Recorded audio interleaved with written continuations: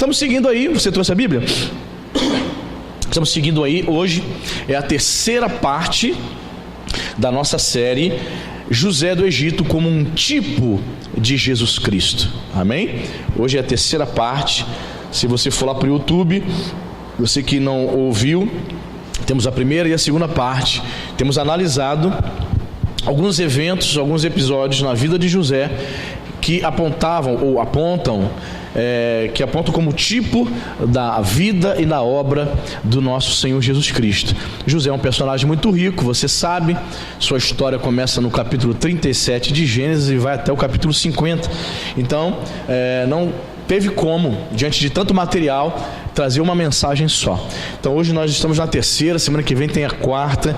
Então vamos analisar aqui, mais uma vez, episódios e eventos da vida de José que tipificam a pessoa e a obra de Jesus. Você que gosta de anotar, de marcar, de fazer anotações, nós vamos fazer como nós temos feito nas últimas semanas. Nós vamos ler textos, certo? No livro de Gênesis. Você vai deixar marcado aí com o seu marcador. E nós vamos para o Novo Testamento para vermos a tipologia se cumprindo em Jesus. E depois a gente vai voltando para Gênesis novamente. Amém? Então o primeiro texto, são vários textos que nós vamos trabalhar, está em Gênesis capítulo 37. Abra sua Bíblia.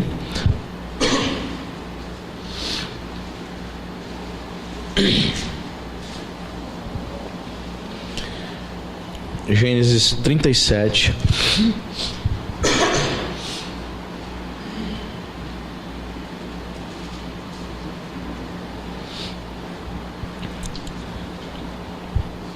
Versículo 23.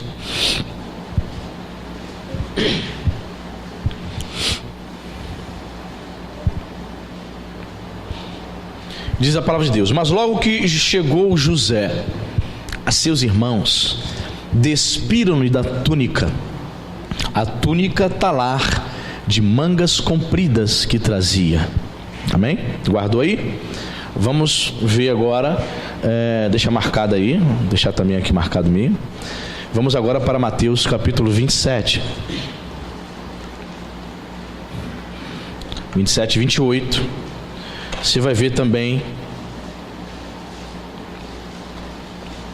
isso acontecendo com o Senhor Jesus.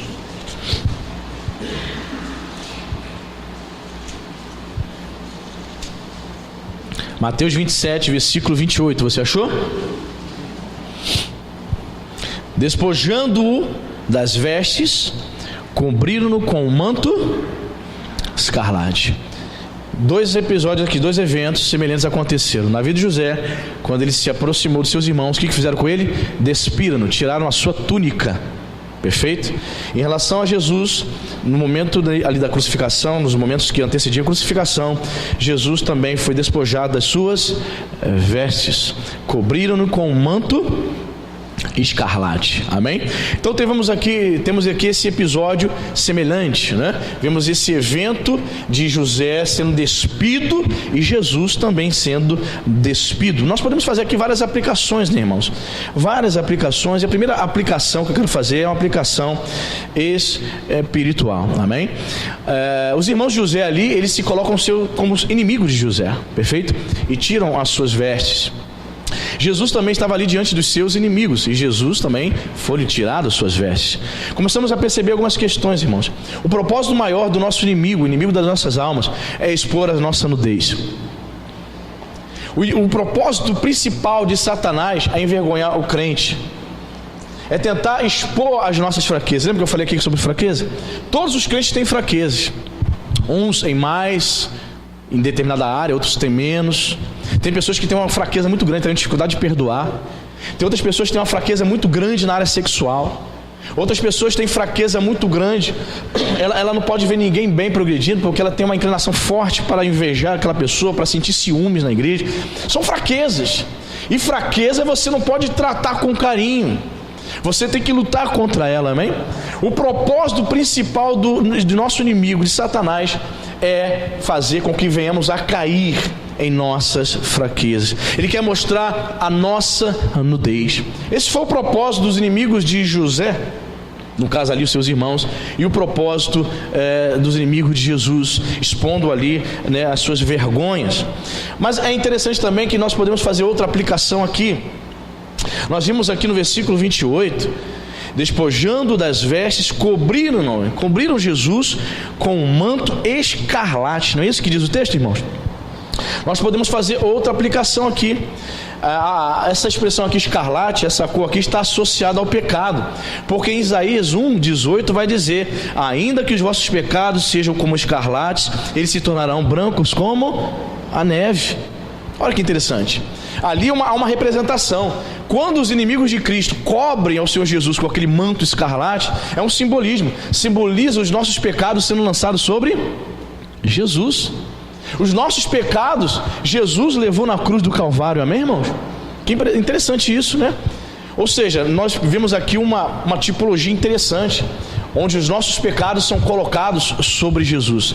Escarlate, a cor daquele manto que foi colocado sobre Jesus era desta cor. E Isaías, o profeta messiânico, vai dizer isso, né? Ainda que os nossos pecados sejam como da cor de escarlate, eu, o Senhor, posso torná-lo brancos como a neve. Somente o Senhor pode perdoar os nossos pecados, amém, queridos? Somente Ele, querido. Pecamos diariamente, não é verdade? Pecamos. O grande problema é quando o crente se entrega a Ele, quando ele acha que o pecado pode sim fazer parte da sua vida. O grande problema é quando o crente acha que é normal viver escravo do pecado. Não é. Somos pecadores, porém redimidos pelo sangue do Cordeiro. Somos pecadores, mas onde percebemos que os nossos pecados foram colocados sobre Jesus. Ele se fez pecado por nós, amém, irmão? Jesus se fez pecado por nós. Então começamos a perceber quantos simbolismos aqui. Inimigos expondo a nudez, despindo-nos, querendo mostrar as nossas vergonhas. E vemos aqui Jesus sendo coberto com um manto escarlate, simbolizando todos os nossos pecados sobre Ele. Ele levou sobre si todas as nossas transgressões, todas. Repita comigo: todas. Passado, presente, futuro. A obra de Jesus na cruz do Calvário, isso surpreende um pouco e até confunde algumas mentes. Não pode isso, pastor. O Senhor perdoa meus pecados passados, sim. Perdoa os meus pecados presentes, sim. E os meus pecados que eu vou cometer amanhã, semana que vem, daqui a um ano, sim. A obra do Senhor Jesus foi completa. Mas isso também não te dá o direito: já que o Senhor vai perdoar os meus pecados daqui a 5 anos, eu já vou cair dentro do pecado. Carnaval está chegando, é isso? Não. O fato de saber que a obra expiatória de Jesus perdoa os meus pecados futuros não me dá o direito de me lançar e de me entregar a eles. Amém? Então temos essa certeza. Sobre Jesus foi colocado um manto escarlate. Sobre Jesus foi colocado todos os nossos pecados. E esses pecados foram perdoados. Pecados, vou repetir: passado, presente e futuro. Amém, irmão? Você notou isso aí? Não, né? Muito bem. Vamos seguindo. Volta lá para Gênesis. Vamos agora para Gênesis 39, versículo 1.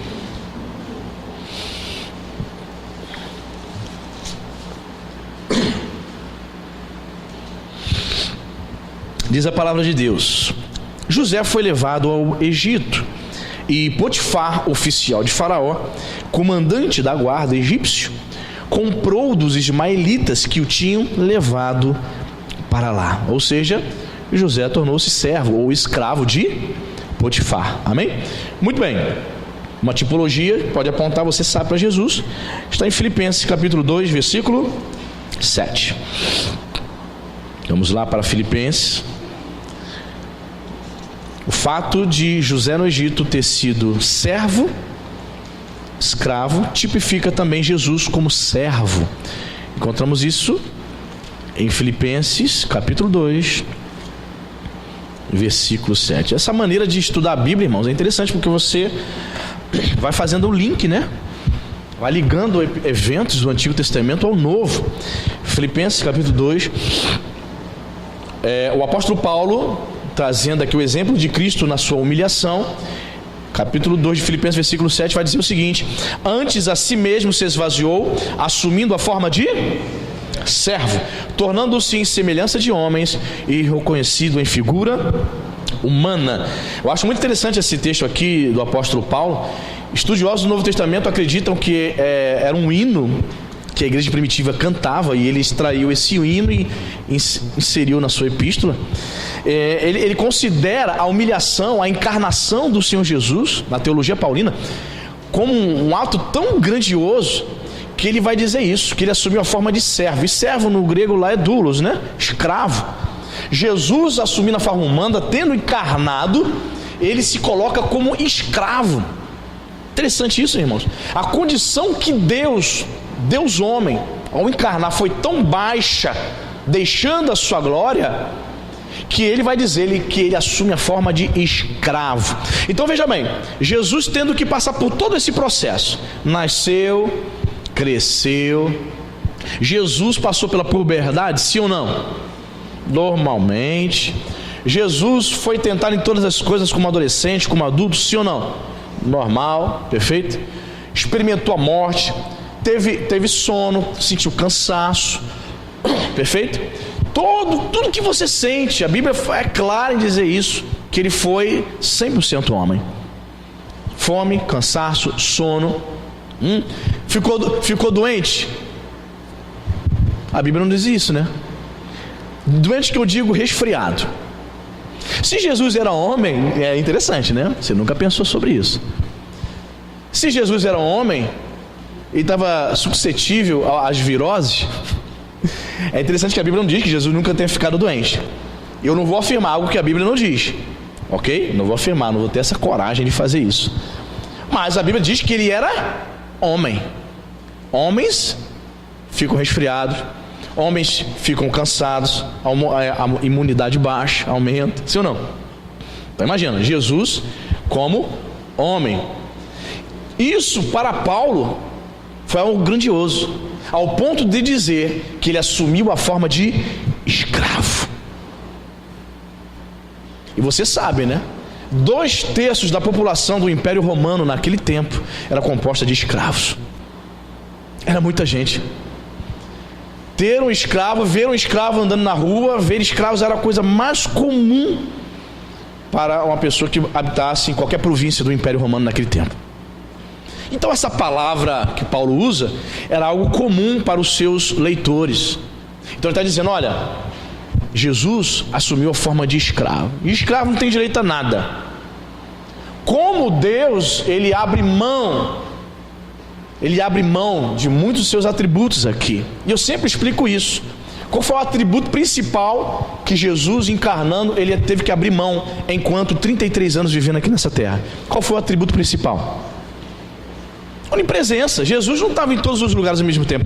Quando ele encarna, ele abre mão. Mas é importante dizer que ele nunca deixou de ser Deus. Amém, irmão? Isso é uma doutrina fundamental da fé cristã. Jesus 100% homem, Jesus 100% Deus. Falando de forma bem simples para que os irmãos entendam. Então ele assume a forma de servo. Claro, né? O fato de José ter se tornado escravo, servo de Potifar, em relação a Jesus, é que a diferença é que Jesus foi um servo, um escravo voluntário. Ele quis isso. José foi o que? Forçado. Essa é a única diferença. Mas nem toda tipologia precisa ser exatamente precisa, ok? Mas no geral, quando o evento é semelhante, nós identificamos como algo, como uma tipologia. E por que o apóstolo Paulo, não posso deixar passar isso, né? Por que o apóstolo Paulo ele vai trazer, escrevendo aos Filipenses, essa questão, dizendo que Jesus se humilhou, assumindo a forma de servo, Por quê? Porque na verdade ele estava ensinando a igreja de Filipos a ser uma igreja humilde. Havia problemas lá. As pessoas não eram simples, não eram humildes. Tanto é que no versículo 5 ele começa o argumento dele: tendo em vós, em vocês, irmãos, igreja, o mesmo sentimento que houve também em Cristo Jesus. Tem o mesmo sentimento. Que sentimento é esse?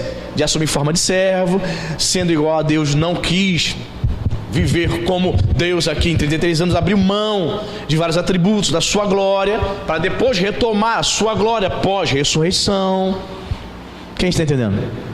Então ele está trazendo esse ensino teológico profundo, o fato de Jesus, sendo Deus, assumir a forma de escravo, de servo, exatamente para ensinar humildade para aquela igreja. Devia ter irmãos lá muito orgulhosos, ao ponto de Paulo escrever: olha, tenham em vocês o mesmo sentimento que havia em Cristo Jesus. Qual, Paulo? O sentimento de humildade. Ele se rebaixa. Irmãos, vivemos num tempo onde ninguém quer se rebaixar, irmão. Aí fora é um querendo devorar o outro, no mercado de trabalho, nas faculdades, na área acadêmica, é um querendo ultrapassar o outro, um quer ser melhor que o outro. Aliás, somos ensinados através do esporte, na competição, a quebrar recordes. Os atletas treinam ano após ano, porque ele quer chegar lá na Olimpíada, ele quer ser o melhor, ele quer quebrar o recorde dele anterior, quer quebrar o recorde do outro. Nós não somos ensinados a nos rebaixar, senão na casa de Deus, né? Nós não somos ensinados a nos humilhar, nós não somos ensinados a sermos humildes, nós não somos ensinados assim. Lá fora, eu e você fomos ensinados a sermos os melhores, a nunca ceder. Mas Paulo está ensinando a igreja aqui, irmãos: tenham em vocês, igreja de Filipos, o mesmo sentimento que havia em Jesus. Qual foi esse sentimento? O sentimento que fez com que ele abandonasse a sua glória, descesse, encarnasse, assumindo a forma de homem, sujeito a sentir dor. Diz a Bíblia que Jesus sentiu dores.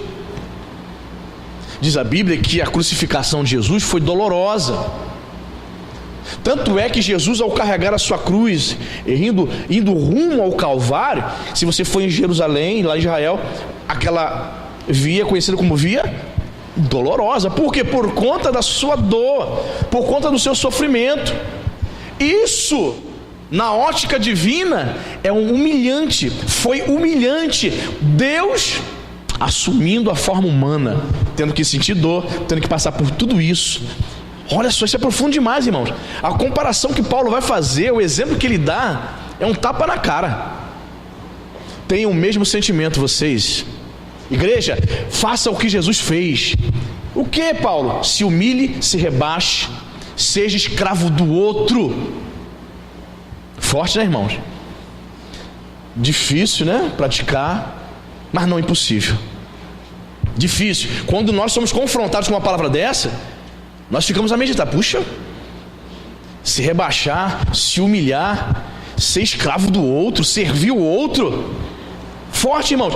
Eu coloquei aqui uma citação aqui de Mateus capítulo, você não precisa abrir, Mateus capítulo 20, versículo 28, Jesus vai dizer que ele, Jesus, não veio para ser servido, mas para servir e dar sua vida em resgate por muitos. Eu não vim para ser servido, mas para o servo, o escravo. Interessante, né? É interessante também olhar para a vida de José e perceber que, mesmo sendo levado contra a sua vontade para ser servo na casa de Potifar, mesmo sendo levado contra a sua vontade para ser escravo lá na casa de Potifar, José, ele fazia as coisas de má vontade ou não? Ele fazia as coisas bem feitas, sim ou não? Bem feitas. Ele foi um servo que honrou a casa de Potifar. Ele fez o melhor. Jesus, ele fez o melhor por nós, amém?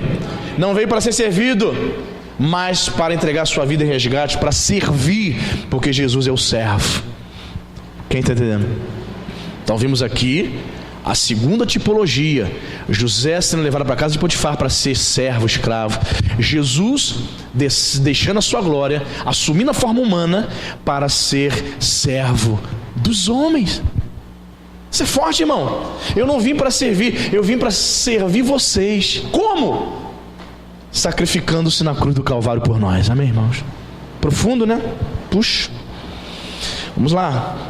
Terceira tipologia. Vamos voltar para Gênesis 39. Vamos lá.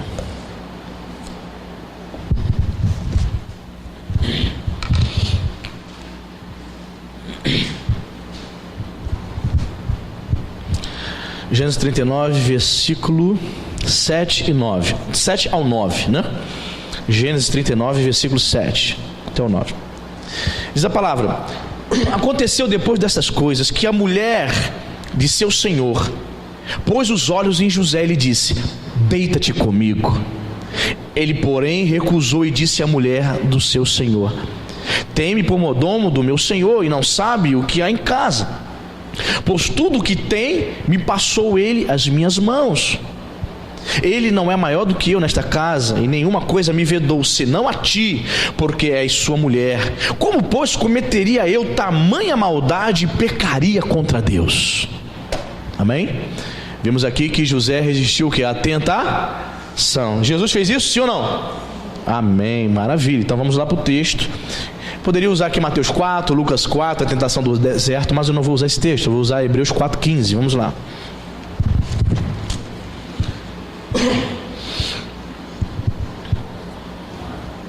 Hebreus 4,15. José, não cedendo à tentação do adultério, o pecado em si, né?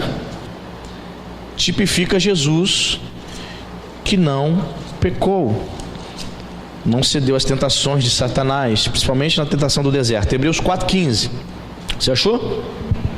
Diz a palavra de Deus: porque não temos sumo sacerdote que não possa compadecer-se das nossas fraquezas, antes foi ele tentado em todas as coisas. Repita comigo: todas as coisas, a nossa semelhança, mas sem pecado. Irmãos, e todas as vezes que eu leio esse texto, eu já falei isso aqui, vou repetir, é um texto que abrange tudo, irmão. Jesus foi tentado em todas as coisas. Tem gente que acha isso uma blasfêmia. Não posso pensar isso não. Jesus foi jovem, ele foi tentado na questão sexual, irmão. Todas as coisas. Porque se ele não tivesse sido tentado na questão sexual, a Bíblia não poderia dizer que ele foi tentado em todas as coisas. Jesus foi tentado com a inveja, sim ou não? Todas as coisas. Jesus foi tentado com dinheiro, sim ou não? Sim, todas as coisas. Tudo aquilo, a vaidade, a concupiscência dos olhos, tudo que eu e você sentimos em relação a esse mundo. Jesus foi tentado a não ir para a cruz? Sim. Jesus foi tentado a viver uma vida de conforto, ao invés de ser um pregador itinerante, de ser perseguido? Sim. Todos nós gostamos de coisa boa, conforto, tranquilidade. Isso é do ser humano, é nossa natureza caída. Nós não gostamos de sofrer por um ideal, por alguma coisa, por alguém. Percebe isso? Nós não gostamos disso. Mas vemos em Jesus aqui que ele, como sumo sacerdote, olha que interessante, ele sabe e conhece as nossas fraquezas. Se ele não tivesse sido tentado em todas as coisas, ele não poderia se compadecer de nós. Pastor, minha fraqueza é bebida. Pastor, nesse calor estou vendo muita gente no bar tomando uma gelada. Ah, pastor, ele se compadece da sua fraqueza, amém, irmão? Você que bebia no passado, você sabe como o negócio chama. Tem gente que olha aquele Jesus de Nazaré, não posso nem olhar aquele troço amarelo ali, aquela espuma descendo. Talvez seja a tua fraqueza. Irmão, vou dizer para você, estou com 41 anos, me converti com 15. Nunca foi para mim cerveja. Sabe por quê? Porque eu nunca bebi, nunca tive hábito de bebida, me converti cedo. Então para mim tanto fez, tanto faz. Mas para você que viveu lá fora, se converteu tardiamente, bebia todo dia. Tem gente que bebe todo dia. Tem gente que bebe todo dia, tu não tem noção. Nós que não tivemos hábito de beber, fomos para a igreja cedo, tem gente que bebe todo dia. Tem gente que é sexta-feira sagrada, sai do trabalho, só chega no sábado em casa. A mulher até sábado, está bebendo. É uma fraqueza. Pastor, sou crente, mas eu não posso olhar uma pessoa bebendo no bar. Meu Deus do céu, pastor, é uma fraqueza. Mas o Senhor se compadece das nossas fraquezas, amém, irmãos? Graças a Deus. Por isso Jesus foi tentado em todas as coisas. Jesus viu os jovens judeus bebendo também, até se embriagar. Ou você acha que não? Lembre-se, Jesus ficou 33 anos aqui nessa terra. Ele viu muitas coisas. Ele conviveu com jovens que não temiam o Senhor, jovens que falavam obscenidade. Ele teve que conviver com aquilo dali e não se contaminar, e não pecar. Você entende? Voltando a José agora. Irmãos, eu sou fã de José. Eu gosto desse personagem. Ele é um personagem rico e muito vivo, muito verdadeiro, muito autêntico, né? O grande problema de você ler alguns autores, claro, tudo que você lê você tem que filtrar, né? Você lê alguns autores do Antigo Testamento E eles vão dizer que alguns eventos, alguns personagens da Bíblia não teriam existido. Por exemplo, Abraão. Por quê? Porque nunca encontraram nenhuma inscrição falando de Abraão. Então, para muitos historiadores céticos, né, incrédulos, teólogos liberais, Abraão não existiu, José não teria existido, Jonas não teria existido. Jonas, na literatura, para eles seria uma novela, uma composição que eles criam, uma história para edificar a vida das pessoas. Não seria um personagem verdadeiro que tivesse existido. Então eles colocam essas questões, mas eu percebo ali em José muito vivo, é como se eu estivesse ali vendo ele, aquela mulher dizendo, se aproximando, obviamente devia ser uma mulher muito bonita: deita-te comigo, José. Que proposta, né, irmãos? Aí a gente aprende, estudando o contexto da vida no Egito, que o adultério, na lei egípcia, se você fosse pego em adultério, você era morto, você era condenado à morte. Semelhante à lei mosaica, né, posteriormente. Será que José não se deitou com a esposa do seu senhor porque ele temeu ser morto? Será que foi isso, irmão? Não, irmão. Certamente porque ele temia o Senhor. Tem gente, para você ver, a prova é como o pecado, se você não tiver o temor, você se entrega ao pecado. Porque existem países que existe a pena de morte. Se você estuprar em determinados países, você vai ser morto, você vai ser condenado à morte. Os estupros pararam ou continuam existindo estupro nesses países? Continua gente assassinando, matando, estuprando criança, mesmo sabendo que se for pego ele pode ser condenado à morte. Então, muitas vezes, para alguns, uma pena capital faz com que ele breque, ele freie ele. Para outras mentes, não. Existem mentes tão pervertidas que ele sabe que se for pego vai ser condenado à morte, mas ele se entrega ao erro da mesma forma. Eu digo para você, José, ele não coabitou com aquela mulher porque ele temeu a morte, a pena capital egípcia, não. Foi porque ele tinha o Senhor no coração, amém, irmão? Mesmo ali como escravo, ele resiste à tentação. E o versículo 29 é bem emblemático, né? Voltando lá para Gênesis. Falei 29, é 9, né? 9. 39, 9. Vamos repetir aqui o versículo 9, 39, 9, Gênesis. Ele não é maior do que eu nesta casa. José falando para aquela mulher. E nenhuma coisa me vedou, senão a ti, porque és sua mulher. Como, pois, cometeria eu tamanha maldade e pecaria contra? Viu a preocupação de José? Não era só atrair o seu senhor, que lhe deu toda a confiança da sua casa. Ele estava preocupado em desagradar a Deus. Irmãos, coloque isso no coração. Todas as vezes quando surgir a oportunidade de errar contra o Senhor, eu não vou fazer isso porque a minha esposa, ou a minha filha, ou a minha mãe não vai gostar. E meu pai vai me botar de castigo. Ei, não faça isso só porque você vai ser punido pelo homem, não. Não faça por temor a Deus. Eu não vou fazer isso não porque minha mulher vai achar ruim. O meu esposo, ele vai se decepcionar comigo. Não cometa falhas, não se entregue ao erro, porque o homem pode te censurar, pode te condenar. Não cometa por temor a Deus, amém, querido? Eu li um livro fininho, irmãos, mas essa passagem ficou guardada no meu coração. Pastor Walter Brunelli, né? Da Assembleia de Deus, ele. Pastor Walter Brunelli, ele escreveu um livro, Reconhecidos pelo Amor. Nesse livro da CPAD, ele vai dizer o seguinte, que ele ouviu enquanto seminarista, o professor do seminário falando assim: olha, vocês estão terminando o seminário, muitos aqui serão líderes, pastores, façam de tudo para não pecarem. Claro, né, ele focando muito mais aí o pecado de adultério, porque talvez seja o pecado onde mais tem tragado líderes, né? Infelizmente.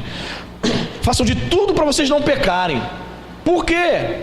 Porque se vocês pecarem, a igreja dirá que perdoa vocês. Não acredite, é mentira. Eu entendi o que ele quis dizer. Ele quis dizer que, sim, a igreja vai tratar você, ô pastor, que outrora caiu no adultério, mas a esposa perdoa, a igreja perdoa. Mas o que ele quis dizer é que você fica marcado. O que ele quis dizer é que vão passar 15, 20 anos e você fica marcado. O adultério do pastor Caio Fábio foi há mais de 20 anos. Até hoje ele é marcado. Abandonou a família e casou com a secretária na qual ele adulterou. Fica marcado. Quando amigos, pessoas veem ele de mãos dadas com a atual esposa, que foi a secretária que ele caiu, fica marcado, a pessoa lembra. O pecado marca. O pecado é terrível. Por isso, temos que fazer como José. Se formos ler o restante da história, você vai perceber que José fez o quê? Fugiu. Paulo também deu esse conselho para o jovem pastor Timóteo. Timóteo, foge das paixões da mocidade. Foge. O pecado, ele é forte. Então a Bíblia diz para nós fugirmos, termos uma atitude radical contra o pecado. Jesus vai dizer, né? Se teu olho te faz pecar, o que você faz com ele? Claro, uma linguagem metafórica para dizer que você precisa ser radical em relação ao pecado. José, ele não cede ao pecado, porque ele temia ao Senhor. Então o temor do Senhor, está o segredo aí, né, irmão? É o temor do Senhor que te faz ser uma esposa fiel, amém? É o temor do Senhor, homem, que te faz ser um marido fiel. É o temor do Senhor, jovens, que faz com que vocês permaneçam obedientes aos seus pais, vindo à casa de Deus. Ontem no evangelismo lá na praça, irmãos, todas as vezes que eu vou ali eu me sinto como Paulo em Éfeso, vendo lá toda aquela idolatria. Diz a palavra de Deus que Paulo ficou perturbado. E todas as vezes, ontem a praça lotada, tantos jovens, tudo perdido. 90% de jovens, quem foi lá comigo ontem lá viu, não é isso? Pegamos assim um círculo com 4 meninos e 2 meninas. Eu e Guará. Boa noite, estamos da igreja Nova Vida, tem que ser rápido, né? Estamos fazendo aqui um convite rapidamente, né? Convidando vocês para amanhã uma peça, 7 horas da noite e tal. Amanhã 7 horas, valeu. Mas não posso deixar vocês aqui sair embora e não deixar uma palavra. Aí eu falei para eles assim, a Bíblia vai dizer, queridos, e olhando, tem que ser rápido, tem que olhar para os 5 ao mesmo tempo. A Bíblia vai dizer, porque se você focar só em um, os outros dispersam. A Bíblia vai dizer, lembra-te do teu Criador nos dias da tua mocidade. O que isso significa? A Bíblia está dizendo, o Senhor está dizendo que você precisa se lembrar dele. Se lembrar dele enquanto é jovem, está entendendo? Aí eles olhando para mim, lembre do Senhor, que é uma prova de que você não lembrou do Senhor, que é uma prova, tu orou hoje, a menina, não, está vendo? E você, falou com Deus hoje? Leu a Bíblia hoje? Não. Está vendo? Você não lembrou do Criador, lembre-te do Senhor, se volte para Ele, sabe por quê? Porque se nós não nos voltarmos para o Senhor, está aí, cara, está aí, ó, sexo ilícito, droga, bebida, tráfico, tudo de ruim. Aí ele falou assim, Ih, Deus está falando aqui. Falou, meu, não é agora? Aí ele confessou, não, pô, difícil sair do tráfico, não sei, muito traficante na praça ontem, muitos. Teve alguns que eu sozinho fui abordar lá no cantinho perto do bebedouro, não, perto dos banheiros, e eles começaram a olhar para o meu relógio, o outro de prata, começaram a olhar para o relógio, sim, porque Jesus, toma. Não, porque eles começaram a olhar, eles deram um raio-x assim, olhar na minha roupa, olhar para o relógio, e eu fiquei sozinho, claramente, do tráfico, todos eles. Você consegue identificar o traficante, o bandido? Não? Eu consigo. Guará identificou também. Muitos ontem, muitos. E a menina, e no outro grupo desses 5, 3 rapazes e 2 meninas, eu falei, quantos anos tu tem, colega? Ela, 13. 13 anos. Aí a outra, eu falei, e você? Ela, 16. Eu falei, parece que tem 13 também. Tudo mulher de bandido. Eu falei, Deus de Israel. Teve outro grupo já no final, tudo também adolescentes assim, mais 4 ou 5, e falando com eles ao mesmo tempo, falando Jesus, papai. Aí eu falei assim, eu percebi que dos 4, dos 5 começaram a dispersar, eles querendo ser agoniados para sair, e teve só uma que ficou olhando para mim assim, e abaixava a cabeça. Captei a atenção dela. Eu falei assim, olha só, Deus tem propósito na vida de vocês, mas principalmente de você, colega. porque você foi a única que em nenhum momento desviou o olhar dos meus olhos. Você está olhando para mim, significa que você está prestando atenção no que eu estou falando. Todos eles aqui do lado aqui, eles desviaram o olhar, eles não querem ouvir o que eu quero dizer. O garoto olhou assim, pois é, não quer ouvir, então vai com você. Deus tem plano para a tua vida. Qual é o teu nome? Ela, Carol. Entendeu, Carol? O Senhor quer te tirar dessa vida. Tudo no vício, irmão. Tudo na droga. É impressionante, irmãos. A nossa juventude está perdida. E só o poder do Evangelho para transformá-los, amém, irmãos? Esse jovem, essa garotada, o sexo, a droga, a bebida, surge para eles assim, de maneira muito fácil, irmão. E para os nossos jovens que estão dentro da igreja, você acha que não tem tentação para eles também, não? Para se voltar para esse caminho perdido, para esse mundo perdido?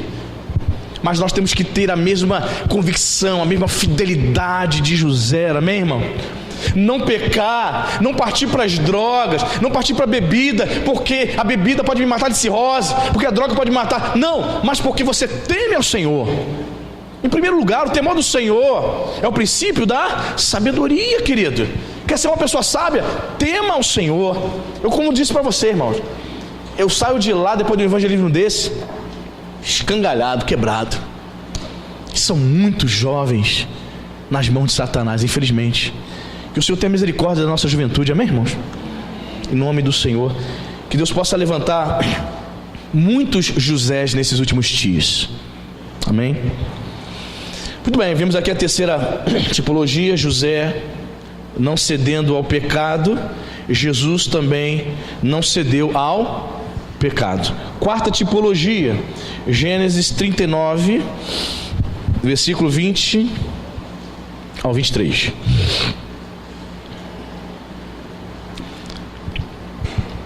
E o Senhor de José o tomou e o lançou no cárcere, no lugar onde os presos do rei estavam encarcerados. Ali ficou ele na prisão. Olha o versículo 21, irmãos. O Senhor, porém, era com José. Repita comigo, era com José. Ele foi benigno e lhe deu mercê perante o carcereiro, o qual confiou às mãos de José todos os presos que estavam no cárcere, e ele fazia tudo quanto se devia fazer ali. Versículo 23 diz: e nenhum cuidado tinha o carcereiro de todas as coisas que estavam nas mãos de José, porquanto o Senhor era com ele, tudo o que ele fazia o Senhor prosperava. Por duas vezes aqui no versículo 21 e 23 diz a Bíblia que o Senhor era com José, amém? Vamos ver isso em Jesus? Vamos ver João 16:32.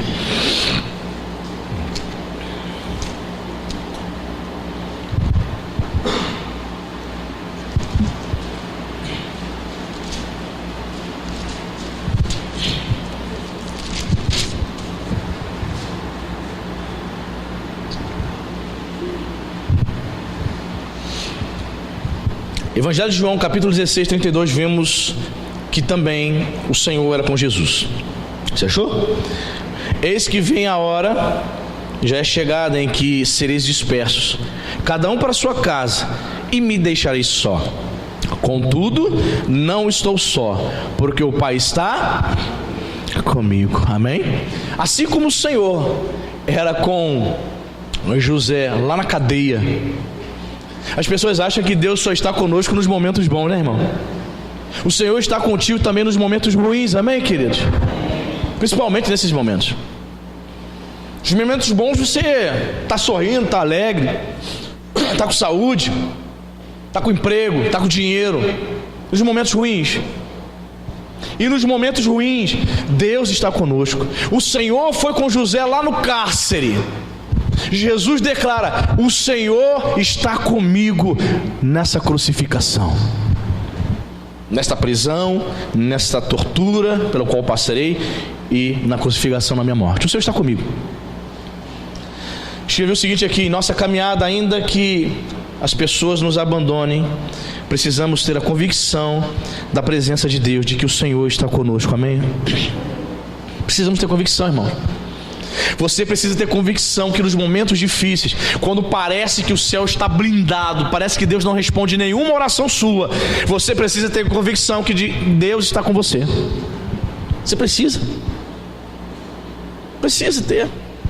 José teve todos os motivos para ser um cara muito frustrado, teve todos os motivos para não buscar mais o Senhor. Foi vendido para os seus irmãos, estava indo muito bem como escravo, como uma espécie de mordomo da casa de Potifar. Daqui a pouco a doida da mulher dele tenta agarrá-lo, aquela doida varrida, aquela giraia doida, e ainda culpa José. Potifar, ele tentou me agarrar, ainda mentiu, lançou. Aí ele acredita, né? Alguns estudiosos dizem que ele, na verdade, ele não teria acreditado na mulher, ele sabia do caráter dela. Por quê, pastor? Porque normalmente, quando houvesse uma tentativa dessa, a primeira atitude do Senhor seria o quê? Na hora, matá-lo. A atitude de Potifar lançando ele no cárcere foi uma atitude de misericórdia. Nas entrelinhas ele estava dizendo assim: José, eu sei que você é inocente, mas eu preciso dar uma satisfação para as pessoas, então você vai ficar na prisão. Interessante isso, é uma teoria interessante, porque o normal teria sido ele matar José. Quando ele lança José, poupa a vida dele, lançando ele no cárcere, na prisão, é um indício de que ele acreditava em José, mas não confiava muito no caráter da esposa. Percebe? Então ele, como ele não estava presente, não havia câmeras escondidas filmando, ele fica na dúvida. Talvez por conhecer o mau caratismo da mulher e sabendo que José era um camarada simples, humilde, ele tenha ficado em dúvida. E como ele ficou em dúvida, o que ele faz? Ele poupa a vida de José, lançando José onde? Na prisão. Está vivo, irmão. Antes na prisão vivo do que solto morto. Percebe? Então, vemos ali a atitude de José, um homem simples, inocente, que, sendo servo de Potifar, percebeu, irmãos, que o Senhor estava com ele. Nos momentos difíceis, irmãos, nós precisamos perceber a presença dele conosco. Nos momentos difíceis, nós temos que ter essa convicção. Jesus disse isso, fez essa declaração: vocês vão me deixar, vai haver uma dispersão agora, vão me prender, vocês vão fugir, vou ficar sozinho, mas não muito, porque eu sei que o Pai está comigo. O Pai está conosco nos momentos difíceis, amém, irmão? O Pai está conosco. Estudiosos vão refletir mais e mais ainda acerca da vida de Jesus e vai dizer que o Pai só não esteve com Jesus no momento, apenas durante um momento só. Você sabe qual foi? Na cruz, quando ele teria dito: Deus meu, por que me desamparaste? Outras versões dizem: Deus meu, por que me abandonaste? Ali, Jesus sentiu só. Mas ele sentiu só. Mas será que naquele momento, de fato, de verdade, o Pai o havia abandonado? Ou foi uma expressão de dor? Ou foi uma expressão daquele momento crucial no qual ele estava salvando a humanidade? Na minha humilde opinião, o Pai em nenhum momento deixou o Senhor. Até que naquele momento que ele diz: por que me abandonaste? Na verdade, o Pai continuava com ele ali, porque deu tudo certo. Todo o roteiro divino se cumpriu. Ele morre, ressuscita para nos salvar, amém, queridos? Porque o Pai estava com ele. Talvez você esteja aqui nessa manhã e em muitos momentos acontece algumas coisas contigo, você fica em dúvida: será que Deus é comigo mesmo? Meu Deus do céu, nada dá certo, pastor. Eu não arrumo namorado, eu não arrumo namorada, estou encalhado, não arrumo emprego. Meu Deus, eu não estou ganhando nem jogo de dado, nem víspera, né? Coisa antiga, né? Pastor, não estou ganhando nem nada, nem para o ímpar. Se perco, não ganho nada. Eu não estou ganhando nem para o ímpar, pastor. Eu sempre perco na vida. Perdi namorado, perdi marido, perdi tudo. Perdi emprego. Olha, parece que Deus não é comigo. Há momentos na vida que você vive isso, irmão. Esse estresse, essa crise, há momentos, eu sei. Mas tenha convicção. Declare como Jesus declarou: eu sei que o Pai está comigo. Estou sozinho, humanamente falando, mas o Pai está comigo. E o autor do livro de Gênesis, que foi Moisés, vai dizer: e o Senhor foi com José na prisão, quando não tinha o seu papai presente, a sua mamãe querida com ele não estava com, seu irmão que ele tinha tanta intimidade, seu irmão caçula Benjamim, não estava com ele para brincar com ele, não. Num cárcere, irmãos, imagine uma cela, um cárcere há 13.200 anos atrás. 3.000, bota aí, um pouco mais de 3.000. Mais de 3.500 anos. Que o êxodo foi aproximadamente 1250 a.C. Bota aí uns 3.500 anos. Bota aí, ou mais. Imagina uma cadeia há milênios passados. Como devia ser o ambiente, hein, irmão? Tinha algum conforto lá, irmão? Mas o Senhor era tanto com ele que ele passou a ser o chefe da cadeia. Olha só, irmão. Vou te dar uma responsabilidade aqui. Que bacana, né, irmão? Até nos momentos difíceis Deus vai te dar responsabilidade, amém, irmão? Até nos momentos de crise o Senhor vai te dar missão. Tem gente que está no momento difícil, ela não quer mais trabalhar para Jesus, não quer mais servir o Senhor. Não, estou passando por problema, pastor. Estou com problema no casamento, estou com problema lá no trabalho. Pastor, não quero dar mais aula não quero mais ser obreiro, não quero mais, pastor, não quero mais cantar não. Quero não, por quê? Estou com problema. Todo mundo tem problema, irmão. José estava com um problemão, qual era? Escravo na cadeia, acusado de adultério. Mas o Senhor era com ele. E ainda recebe uma missão. Tu vai ser o responsável pela cadeia, tá ok? Vigia os outros presos aí para mim aí. Isso eu aprendo tremendamente. Nos momentos difíceis, Deus vai nos dando chance para estarmos servindo, representando a Ele, amém, irmão? Nos momentos de dificuldade, querido, o Senhor está contigo nos momentos difíceis. Não se desespere, irmão. O Senhor era com ele. Há um testemunho de Moisés em relação a José. O Senhor era com ele. Jesus vai dar testemunho desta verdade em relação a si mesmo. O Pai está comigo. Eu não estou sozinho. Você não está sozinho, amém, irmão? Vemos aqui mais uma tipologia de que o Senhor era com eles. E para a gente poder encerrar, temos mais uma tipologia aqui. Volte para Gênesis 39.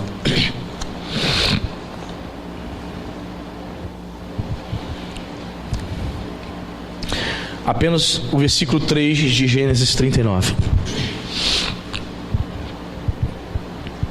Você achou? Amém? Diz a palavra de Deus: vendo Potifar que o Senhor era com ele, e que tudo o que ele fazia, repita comigo, o Senhor prosperava em suas mãos. Pegou aí? Subiu isso? Vamos ver isso também em Jesus, lá no livro de Isaías, capítulo 53, que é o capítulo que o profeta descreve a obra de Jesus. Isaías capítulo 53. Nós lemos aqui Gênesis dizendo que o Senhor prosperou tudo que vinha às mãos de José. Isaías 53, versículo 10, vai nos dizer isso aqui, ó.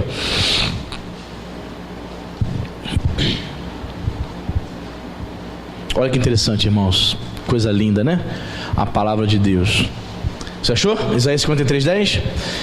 Todavia, ao Senhor agradou moê-lo, fazendo-o enfermar.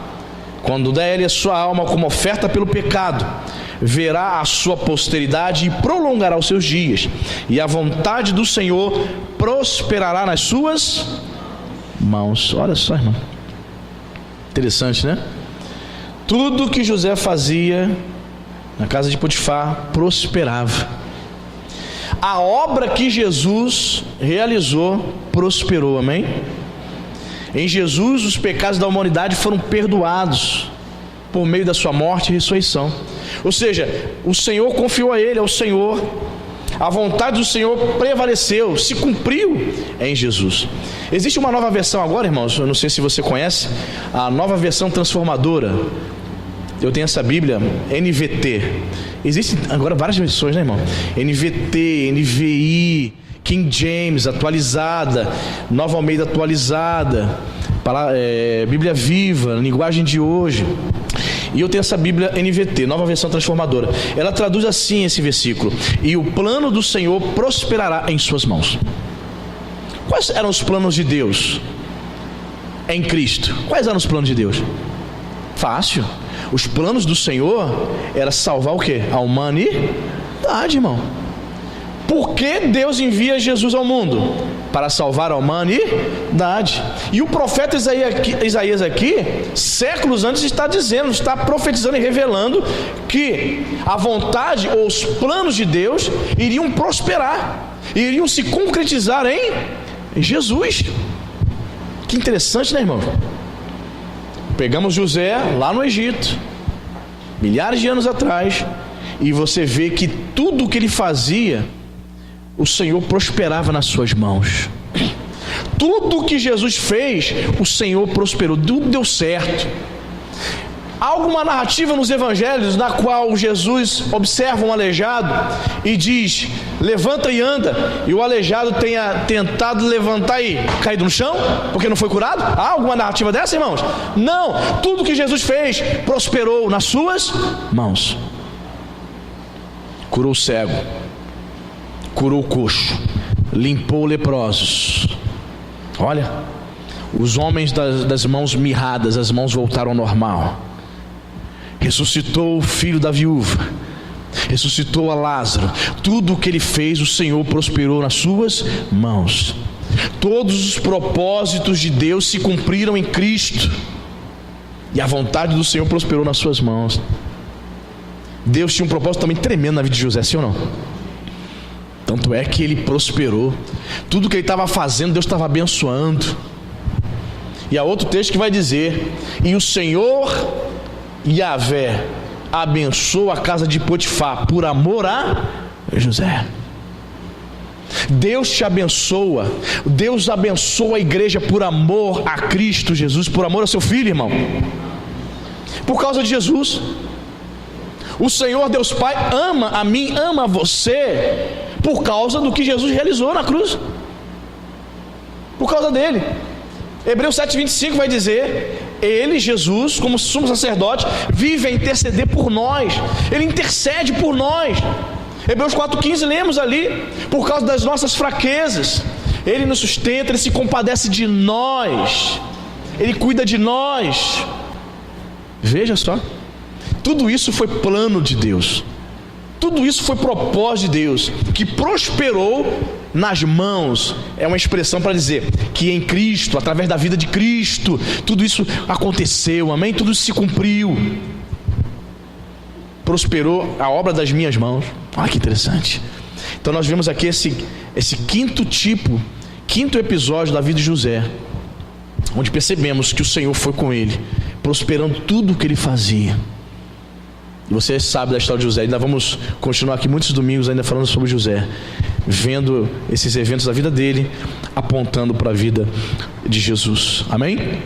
Quem entendeu, diga amém. Glória a Deus. Vamos orar, vamos agradecer a Deus. Fique de pé. Amém. Senhor Jesus, muito obrigado, Pai. Obrigado porque a Tua palavra, ela traz revelação, ela traz iluminação. Obrigado porque a Tua palavra é poderosa, Senhor, nos trazendo ensino, nos fazendo refletir acerca da grande obra do Senhor nas nossas vidas. Meu Deus, em nome de Jesus, dá-nos o caráter que havia em José, dá-nos o caráter que havia em Cristo Jesus. Sim, Senhor, homens que, mesmo sendo tentados, não cederam às tentações. Meu Deus, em nome de Jesus, dá-nos esse caráter de humildade que havia também em José, que havia também no Senhor. Sim, Pai, humildade que falta a muitos nos dias de hoje. As pessoas não querem se rebaixar, não querem se humilhar diante das outras. Ela acha que isso é uma vergonha. Ela acha que fazendo isso ela está perdendo alguma coisa. Meu Deus, em nome de Jesus, que haja, Senhor, em nós o mesmo sentimento que houve em Cristo Jesus. Bendito seja o Teu nome, Senhor. Espírito Santo, talvez haja pessoas aqui, Senhor, que por conta, meu Pai, de tantos problemas, tantas dificuldades, chegou até mesmo a pensar que o Senhor não era com ela. Meu Deus, em nome de Jesus, que o Teu Espírito Santo, Pai, envolva esta minha irmã, envolva este meu irmão nesta manhã, e que ela possa, meu Pai, ter essa convicção que que o Senhor teve, que o Pai está comigo, aleluia. Sim, Senhor, assim como José, mesmo encarcerado, mesmo vivendo um tempo difícil, mesmo sem perspectiva de alcançar, de conseguir nada na vida, como escravo dentro de uma cadeia, meu Deus, em nome de Jesus, nos dê, Senhor, esta certeza de que o Senhor está conosco.